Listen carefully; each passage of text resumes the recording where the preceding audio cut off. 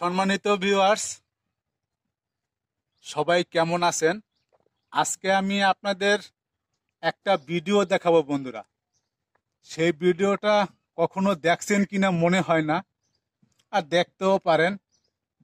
এই যে বন্ধুরা, খেজুর গাছ কাইটা কিভাবে রস বের করে, আর যে রস দিয়ে হয় খেজুরের গুড়, খেজুরের পায়েস, খেজুরের বাটালি।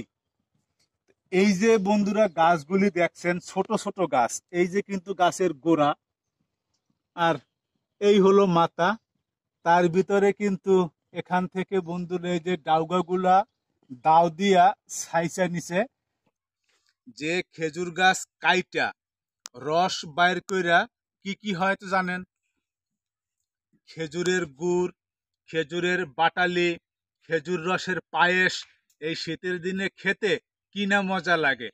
তো বন্ধুরা, এই যে একটা বোতল দেখতে পাচ্ছেন, আগে কিন্তু এই গাছে এরকম কাইটা মাইটা হাড়ি এখানে পাতত।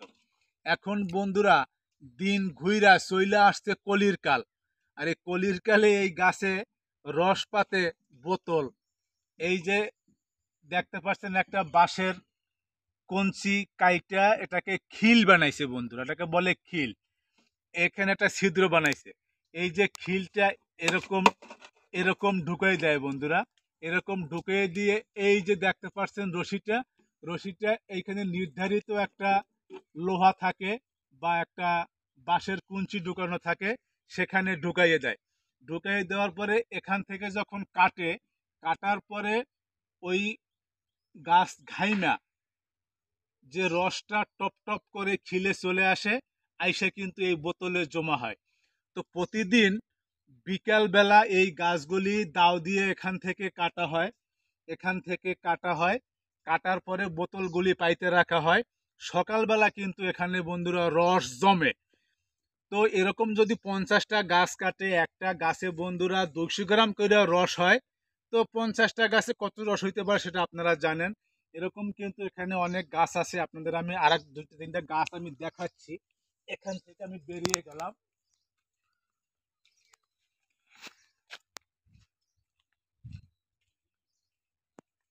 এই যে বন্ধুরা গাছগুলি, এই একটা গাছ, এই একটা গাছ, এরকম কিন্তু এই লাইনে কিন্তু অহরহ অনেকগুলি গাছ আছে। এই গাছে যে বন্ধুরা বোতলগুলি পাতা হয়, সেই বোতলগুলি পানি দিয়া ধুইয়া এখানে রাখা হয়েছে শুকানোর জন্য। এই যে এখানে রেখে দিছে এই শুকানোর জন্য।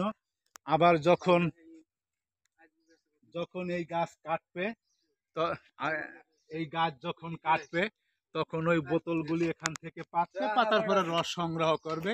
সে রস থেকে কিন্তু পায়েস, গুড়, অনেক কিছুই হবে।